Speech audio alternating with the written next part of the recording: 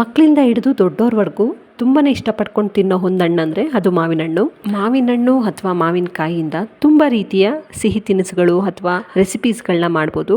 ಅದರಲ್ಲಿ ಇವತ್ತು ನಾನು ಮಾವಿನಕಾಯಿ ಲಡ್ಡುನ ತೋರಿಸ್ತಿದ್ದೀನಿ. ತುಂಬಾ ರುಚಿಯಾಗಿರುತ್ತೆ. Welcome back to my channel ಪುಟ್ಟ ಹೆಜ್ಜೆ ವಿಶ್ವೇತಾ. ನಾನು ಶ್ವೇತಾ.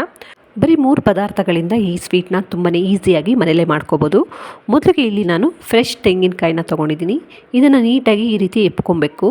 ನೀಟಾಗಿ ಈ ರೀತಿ ಒಂದು ತೆಂಗಿನಕಾಯಲ್ಲಿ ಅರ್ಧ ಹೋಳನ್ನ ಪೂರ್ತಿ ಈ ರೀತಿ ತೆಕ್ಕೊತಾ ಇದ್ದೀನಿ. ಈ ರೀತಿ ತೆಕ್ಕೊಂಡಾದಮೇಲೆ ಇದ್ರ ಹಿಂದ್ಗಡೆ ಇರುವಂಥ ಚಿಪ್ಪೆ ಭಾಗನ ಕಟ್ ಮಾಡಿಕೊಂಡು ಬರೀ ಮೇಲ್ಗಡೆ ಇರುವ ವೈಟ್ ಭಾಗ ಮಾತ್ರ ನಾವು ಯೂಸ್ ಮಾಡ್ಕೊಳ್ಳೋಣ. ಈ ರೀತಿ ನೀಟಾಗಿ ಎಲ್ಲ ಚಿಪ್ಪೆ ತೆಕ್ಕೊಂಡು ಸಣ್ಣ ಸಣ್ಣ ಪೀಸಾಗ್ಸ್ ಮಾಡಿ ನಾನು ಒಂದು ಬಟ್ಲಿಗೆ ಹಾಕ್ಕೊತಾ ಇದ್ದೀನಿ.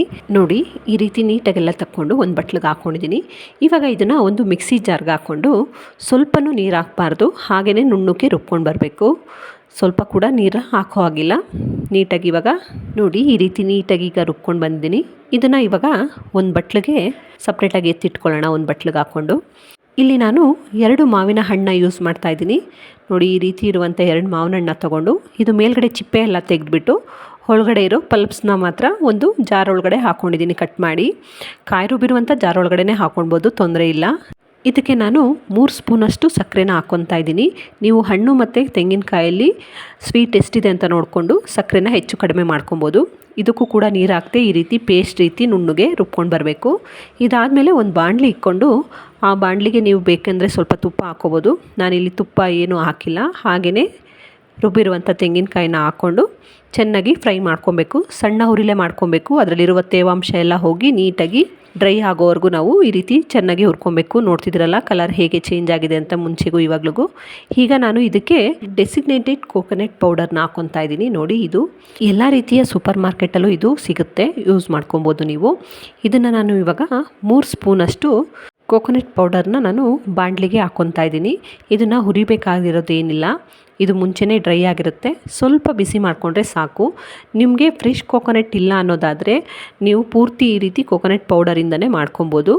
ನೀಟಾಗಿ ಈ ರೀತಿ ಒಂದು 5 ನಿಮಿಷ ಬಿಸಿ ಮಾಡಿಕೊಂಡು ಇವಾಗ ಇದಕ್ಕೆ ನಾವು ರುಬ್ಬಿರುವಂಥ ಮಾವಿನಕಾಯಿ ಪೇಸ್ಟ್ನ ಹಾಕ್ಕೊಳ್ಳೋಣ. ಹಾಕ್ಕೊಂಡು ನೀಟಾಗಿ ಮಿಕ್ಸ್ ಮಾಡ್ಕೊಬೇಕು. ಯಾವುದೇ ಕಾರಣಕ್ಕೂ ಇಲ್ಲಿ ನೀರನ್ನ ಹಾಕೋ ಹಾಗಿಲ್ಲ. ಜಾರಲ್ಲಿ ಮಾವಿನಕಾಯಿ ಪೇಸ್ಟ್ ಇದೆ ಅನ್ನೋ ಹಾಗಿದ್ರೆ ಸ್ವಲ್ಪ ಮಟ್ಟಿಗೆ ನೀರನ್ನ ಹಾಕಿ ಹಳ್ಳಾಡಿಸ್ಬಿಟ್ಟು ಹಾಕ್ಕೊಬೋದು. ಜಾಸ್ತಿ ಹಾಕೋ ಹಾಗಿಲ್ಲ. ಜಾಸ್ತಿ ಹಾಕಿದ್ರೆ ಇದು ತುಂಬ ನೀರಾಗುತ್ತೆ. ಆಮೇಲೆ ಮತ್ತೆ ಇದನ್ನು ಡ್ರೈ ಮಾಡೋದಕ್ಕೆ ಕಷ್ಟ ಆಗುತ್ತೆ. ನೋಡಿ, ಈ ರೀತಿ ನೀಟಾಗಿ ಒಂದು 5-10 ನಿಮಿಷ ಹುರ್ಕೊಬೇಕು. ಹುರ್ಕೊಂಡಾದಮೇಲೆ ಇದಕ್ಕೆ ನಾನು 1 ಬಟ್ಲಷ್ಟು ಹಾಲು ಪೌಡರ್ನ ಯೂಸ್ ಮಾಡ್ತಾಯಿದ್ದೀನಿ. ನಾನಿಲ್ಲಿ ಮೊದಲಿಗೆ ಅರ್ಧ ಬಟ್ಲಷ್ಟು ಹಾಲು ಪೌಡರ್ನ ಹಾಕ್ಕೊಂಡು ಚೆನ್ನಾಗಿ ಮಿಕ್ಸ್ ಮಾಡ್ಕೊತಾ ಇದ್ದೀನಿ. ನೋಡಿ, ಇದು ಇನ್ನೂ ಸ್ವಲ್ಪ ತೆಳ್ಳಗೆ ಇರೋದ್ರಿಂದ ನಾನು ಇದಕ್ಕೆ ಮತ್ತೆ ಇನ್ನೂ ಒಂದು ಅರ್ಧ ಬಟ್ಲಷ್ಟು ಹಾಲು ಪೌಡರ್ನ ಹಾಕ್ಕೊತಾ ಇದ್ದೀನಿ. ಟೋಟಲಾಗಿ ನಾನಿಲ್ಲಿ 1 ಬಟ್ಲಷ್ಟು ಹಾಲು ಪೌಡರ್ನ ಯೂಸ್ ಮಾಡ್ಕೊಂಡಿದ್ದೀನಿ. ನೀವು ಮಾವಿನ ಹಣ್ಣು ಎಷ್ಟು ತೊಗೊಂಡಿರ್ತೀರೋ ಅದ್ರ ಮೇಲೆ ಡಿಪೆಂಡ್ ಆಗುತ್ತೆ ಹಾಲು ಪೌಡರು. ನೀಟಾಗಿ ಈ ರೀತಿ ಹಾಕ್ಕೊಂಡು ಒಂದ್ಸರಿ ಚೆನ್ನಾಗಿ ಮಿಕ್ಸ್ ಮಾಡ್ಕೊಬೇಕು. ಸ್ಟವ್ನ ಲೋ ಫ್ಲೇಮಲ್ಲಿ ಇಟ್ಕೊಂಡೆ ನೀವು ಚೆನ್ನಾಗಿ ಇದನ್ನು ಹುರ್ಕೊಬೇಕು. ಹುರಿತಾ ಇದ್ದರೆ ಹೀಗೆ ಒಂದು 5 ನಿಮಿಷ ಗಟ್ಟಿ ಆಗ್ತಾ ಬರುತ್ತೆ, ತಳ ಬಿಟ್ಟು ಬರುತ್ತೆ. ಆವಾಗ ಇದು ರೆಡಿ ಆಗಿದೆ ಅಂತ. ನೋಡಿ, ಈಗ ನೀಟಾಗಿ ತಳ ಬಿಟ್ಟು ಬರ್ತಿದೆ. ನೀಟಾಗಿ ಈ ರೀತಿ ಚೆನ್ನಾಗಿ ಒಂದ್ಸರಿ ಮಿಕ್ಸ್ ಮಾಡ್ಕೊಂಡಾದಮೇಲೆ ಇದಕ್ಕೆ ಒಂದು ಅರ್ಧ ಸ್ಪೂನಷ್ಟು ಏಲಕ್ಕಿ ಪೌಡರ್ನ ಹಾಕ್ಕೊಂಡು ಚೆನ್ನಾಗಿ ಇನ್ನೊಂದ್ಸರಿ ಮಿಕ್ಸ್ ಮಾಡಿಬಿಟ್ಟು ನೋಡಿ ನೀಟಾಗಿ ತಳ ಬಿಟ್ಟಿದೆ. ಇವಾಗ ಇದು ರೆಡಿ ಆಗಿದೆ. ಇದನ್ನು ಹೀಗೆ ಬಿಟ್ಬಿಡೋಣ. ಒಂದು 5 ನಿಮಿಷ ಇದು ಸ್ವಲ್ಪ ತಣ್ಣಗಾಗಬೇಕು. ಅಲ್ಲಿವರೆಗೂ ಇದನ್ನು ಹಾರಕ್ಕೆ ಬಿಡೋಣ. ತುಂಬ ತಣ್ಣಗಾಗಕ್ಕೆ ಬಿಡಬೇಡಿ. ಸ್ವಲ್ಪ ಬಿಸಿ ಇರುವಾಗಲೇ ಇದನ್ನು ಯಾವ ಶೇಪಿಗೆ ಬೇಕೋ ಆ ಶೇಪ್ಗೆ ನೀವು ಕಟ್ ಮಾಡ್ಕೊಬೋದು. ನಾನಿಲ್ಲಿ ಲಾಡು ಥರ ಮಾಡ್ತಿರೋದ್ರಿಂದ ಇದನ್ನು ಉಂಡೆ ಶೇಪಲ್ಲಿ ಮಾಡ್ಕೊತಾ ಇದ್ದೀನಿ. ಅದಕ್ಕೆ ಇಲ್ಲಿ ಸ್ವಲ್ಪ ಡೆಸಿಗ್ನೇಟೆಡ್ ಕೋಕೋನಟ್ ಪೌಡರ್ನ ಬಟ್ಲಲ್ಲಿ ತೊಗೊಂಡಿದ್ದೀನಿ. ಒಂಚೂರು 1 ಸ್ಪೂನ್ ಸಹಾಯದಿಂದ ಈ ರೀತಿ ಸ್ವಲ್ಪನೇ ತೊಗೊಂಡು ನಾನು ಕೈಯಲ್ಲಿ ಉಂಡೆ ರೀತಿ ಮಾಡಿಬಿಟ್ಟು ಕೈಯಲ್ಲಿ ಸ್ವಲ್ಪ ತುಪ್ಪ ಸವರ್ಕೊಬೇಕು, ಇಲ್ಲಾಂದರೆ ಕೈಗೆ ಅಂಟಿಸುತ್ತೆ. ನೀಟಾಗಿ ಈ ರೀತಿ ಒಂದ್ಸರಿ ಕೈಯಲ್ಲಿ ರೋಲ್ ಮಾಡ್ಕೊಂಡು ಇದನ್ನು ನೀಟಾಗಿ ನೋಡಿ ಎಷ್ಟು ನೀಟಾಗಿ ಆಗಿದೆ ಅಂತ. ಈಗ ಇದನ್ನು ಒಂದ್ಸರಿ ಡೆಸಿಗ್ನೇಟೆಡ್ ಕೋಕೋನಟ್ ಪೌಡರ್ ಹೊರಗಡೆ ಈ ರೀತಿ ರೋಲ್ ಮಾಡಿಕೊಂಡ್ರೆ ನಮ್ಮದು ಮಾವಿನ ಹಣ್ಣಿನ ಲಡ್ಡು ರೆಡಿಯಾಗುತ್ತೆ. ತುಂಬಾ ರುಚಿಯಾಗಿರುತ್ತೆ ಸ್ನೇಹಿತರೆ. ಒಂದ್ಸರಿ ಟ್ರೈ ಮಾಡಿ ನೋಡಿ. ರೆಡಿಯಾಗಿದೆ. ಮತ್ತೊಂದು ನಾನು ಹೀಗಿದೆ ಥರ ಮಾಡ್ಕೊತೀನಿ. ಮತ್ತು ಇದೇ ಥರ ನಾನು ಒಂದ್ಸರಿ ಕೈಯಲ್ಲಿ ರೋಲ್ ಮಾಡಿ ಮತ್ತು ಡೆಸಿಗ್ನೇಟೆಡ್ ಕೋಕೋನಟ್ ಒಳಗಡೆ ಹಾಕಿ ಮತ್ತೊಂದು ಸರಿ ರೋಲ್ ಮಾಡ್ತೀನಿ. ನೋಡಿ, ನೀಟಾಗಿ ಲಾಡು ರೆಡಿಯಾಗಿದೆ. ನಾವು ಯಾವುದೇ ಒಂದು ರೆಸಿಪಿನ ಮಾಡಿದಾಗಲೂ ಅದನ್ನು ನಾವು ಹೇಗೆ ಪ್ರೆಸೆಂಟ್ ಮಾಡ್ತೀವಿ ಅನ್ನೋದು ಇಂಪಾರ್ಟೆಂಟ್ ಆಗುತ್ತೆ. ಅದು ರುಚಿ ಹೇಗಿದೆ ಅನ್ನೋದನ್ನು ನೋಡಿದ ತಕ್ಷಣ ಯಾರೂ ಹೇಳೋಕ್ಕಾಗಲ್ಲ. ನಾವು ಅದನ್ನು ಮನೆಯವ್ರಿಗೆ ಹೇಗೆ ಸರ್ವ್ ಮಾಡ್ತೀವಿ ಅನ್ನೋದು ಇಂಪಾರ್ಟೆಂಟ್ ಆಗುತ್ತೆ.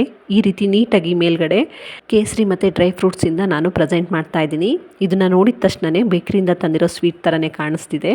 ಟೇಸ್ಟು ಅಷ್ಟೇ ತುಂಬಾ ಚೆನ್ನಾಗಿರುತ್ತೆ. ಇಷ್ಟೇ ಸ್ನೇಹಿತರೆ ಇವತ್ತಿನ ವಿಡಿಯೋ. ನಿಮಗೆ ಈ ವಿಡಿಯೋ ಇಷ್ಟ ಆದರೆ ಒಂದು ಲೈಕ್ ಮಾಡಿ, ಶೇರ್ ಮಾಡಿ, ಕಮೆಂಟ್ ಮಾಡಿ. ಮತ್ತೆ ನೆಕ್ಸ್ಟ್ ವಿಡಿಯೋದಲ್ಲಿ ಸಿಗ್ತೀನಿ. ಅಲ್ಲಿವರೆಗೂ ಎಲ್ರಿಗೂ ಶುಭವಾಗಲಿ. ಥ್ಯಾಂಕ್ ಯು ಸ್ನೇಹಿತರೆ.